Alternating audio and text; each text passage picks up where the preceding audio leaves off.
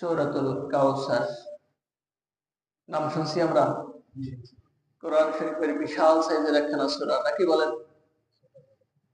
সবচেয়ে ছোট সূরা, সবচেয়ে ছোট্ট সূরা। কিন্তু এই সূরাখানি যদি মানুষেরা অনুধাবন করতে পারে, অনুকরণ করতে পারে, অনুসরণ করতে পারে, তাহলে এটি তার হেদায়েতের জন্য ওসিলা হয়ে যাবে। সুবহানাল্লাহ। তো আমরা তাফসীর আকারে সংক্ষিপ্ত সময়ের মধ্যে নিয়মতান্ত্রিক ভাবে আলোচনা শুনবো।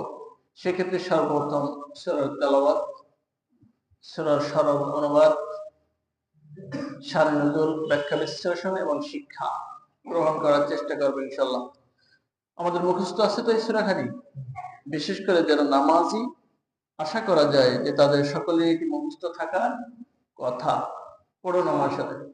আউযু বিল্লাহি মিনাশ শাইতানির রাজীম। বিসমিল্লাহির রাহমানির রাহিম। ইন্না আ'তাইনাকাল কাউসার ফাসাল্লি লিরাব্বিকা ওয়ানহার। ইন্না শানিআকা হুয়াল আবতার। আল্লাহ রাব্বুল আলামিন বলেন, নবী হে, নিশ্চয় আমি কাউসার দান করলাম আপনাকে,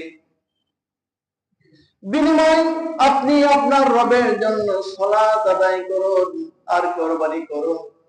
নিশ্চয় আপনার বিরুদ্ধবাদীরা, আপনার শত্রুরা নির্বংশ লেজ কাটা। এতটুকুন কথা। কুরআনুল কারীমের সবথেকে ছোট্ট সূরা, 30তম পারা, 108 নম্বর সূরা, মাত্র 3টি আয়াত, তাও খুব ছোট ছোট।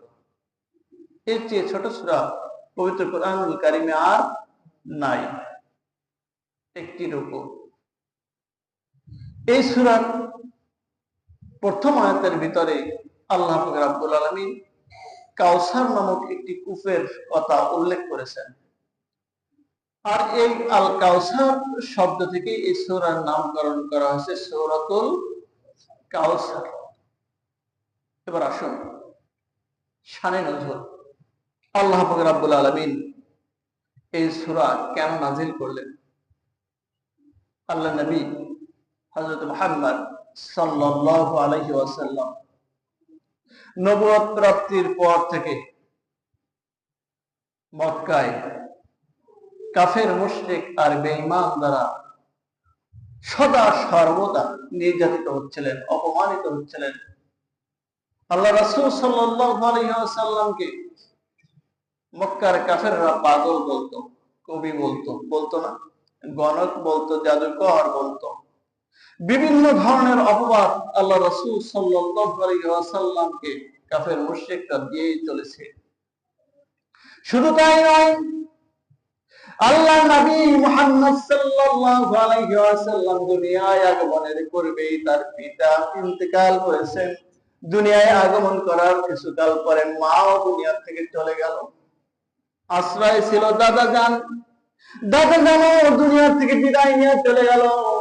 তারপরে তার চাচা জান, সেও দুনিয়া থেকে বিদায় নিয়ে চলে গেল।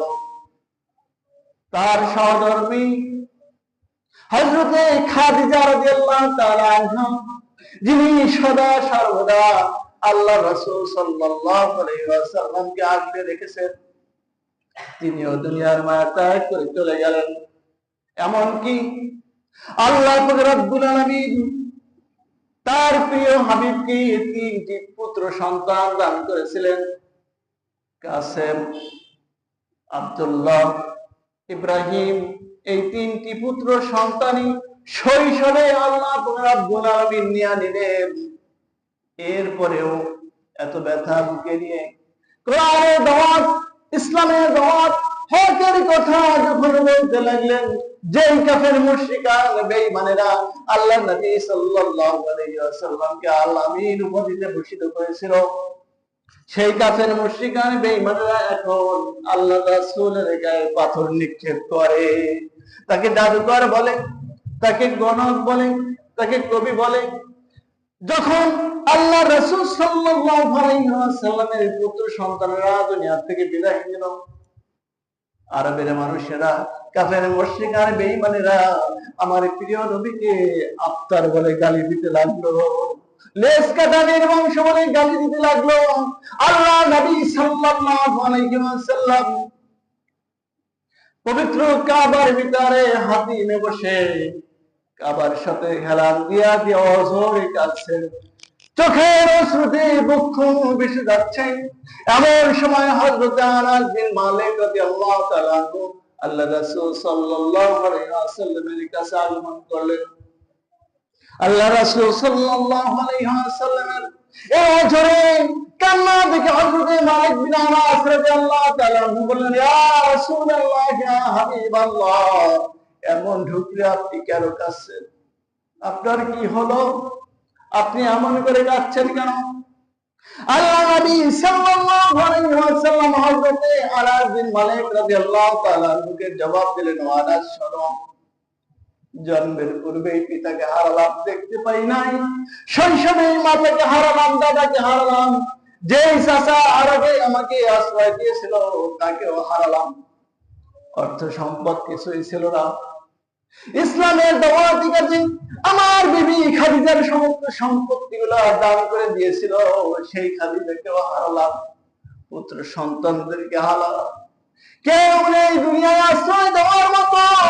আমার কোনো আশ্রয় নেই, প্রতিবাদ করার কোনো ভাষা নেই। কাফের মুশরিকরা আমাকে আফতার করে গালি দেয়, আমার তো করার কিছু নাই। ওহে আনাস শোনো, শুধু তাই নয়, এই মুহূর্তে আমি খবর পেলাম হযরত বেলাল রাদিয়াল্লাহু তাআলা আনহুকে কাফের মুশরিক আর বেঈমানেরা ধরে নিয়ে গিয়ে তারা তার পিঠের ভিতরে আগুনের শেখা দিয়ে বুকের উপরে পাথর দিয়ে তাকে চাপা দিয়ে রেখেছে মরু প্রান্তরে। শুধু তাই নয়, হযরত খাব্বাব রাদিয়াল্লাহু তাআলা আনহুকে এই মুহূর্তে কাফের মুশরিকরা বেঈমানেরা আগুনের ভিতরে লোহার আঙ্গার দিয়ে সেক দিয়ে এইগুলা দিয়ে হযরত খাব্বাব রাদিয়াল্লাহু তাআলা আনহুকে আঘাত করা হচ্ছে, তাকে সেক দেওয়া হচ্ছে। শুধু তাই নয়, আমার প্রিয় সাহাবী হযরত আম্মার রাদিয়াল্লাহু তাআলা আনহু ইসলাম কবুল করার কারণে দুইটি ঘোড়ার পায়ের সাথে দুই পা বেঁধে দিয়ে দুই দিকে দুইটি ঘোড়াকে চালিয়ে দেওয়া হলো। হযরত খাব্বাব রাদিয়াল্লাহু তাআলা আনহু জীবন্ত অবস্থায় মাঝখান থেকে ছিঁড়ে দিয়ে ঘোড়ার সাথে তার পা দুই দিকে চলে গিয়ে শাহাদাত বরণ করলো। শুধু তাই নয়, ইসলামের প্রথম শহীদ হযরত সুমাইয়া রাদিয়াল্লাহু তাআলা আনহা কাফের মুশরিকরা বেঈমানরা ধরে নিয়ে তাকে লজ্জাস্থানে বল্লভ নিক্ষেপ করে গণদর্শন করে দুনিয়া থেকে বিদায় করে দিল। আর এত কিছু পরে কাফের মুশরিকরা বেঈমানরা থেমে নাই, তারা আমাকে আফতার বলে গালি দেয়। আমার মৃত্যুর পরে এই ধর্মের কথা বলার মতো না কেউ থাকবে না, এই জন্য আমি কান্না করছি। রাসূলুল্লাহ সাল্লাল্লাহু আলাইহি ওয়াসাল্লাম বসে বসে কাঁদছেন। হঠাৎ করে আল্লাহ রাসূল সাল্লাল্লাহু আলাইহি ওয়াসাল্লাম মাথা উপরের দিকে উঠালেন, তার ঠোঁটে মুস্কি হাসির আওয়াজ দেখা গেল। আল্লাহ নবী সাল্লাল্লাহু আলাইহি ওয়াসাল্লাম কান্না থামিয়ে হেসে দিলেন, বলেন সুবহানাল্লাহ। হযরত আনাস বিন মালিক রাদিয়াল্লাহু তাআলা বলেন, ইয়া রাসূলুল্লাহ, ইয়া হাবিবাল্লাহ, এতক্ষণ আপনি কান্না করতেছিলেন, আপনার দুঃখের কথাগুলো বলতেছিলেন, কিন্তু হঠাৎ করে আপনি হাসি দিলেন, আপনার হাসার কারণ কি? আল্লাহ নবী সাল্লাল্লাহু আলাইহি ওয়াসাল্লাম উত্তরে বললেন, ও আনাস বিন মালিক রাদিয়াল্লাহু তাআলা আনহু, শোনো, তুমি তো আমার সাহাবী, তুমি তো নবী নও। আমি যা দেখতে পাই তুমি তো তা দেখতে পাও না। এই মাত্র আল্লাহ পাক রব্বুল আলামিনের পক্ষ থেকে হযরত জিবরাইল আলাইহিস সালাম আমার কাছে পয়গাম নিয়ে আসলেন, সূরাতুল কাউসার নাযিল হয়ে গেল।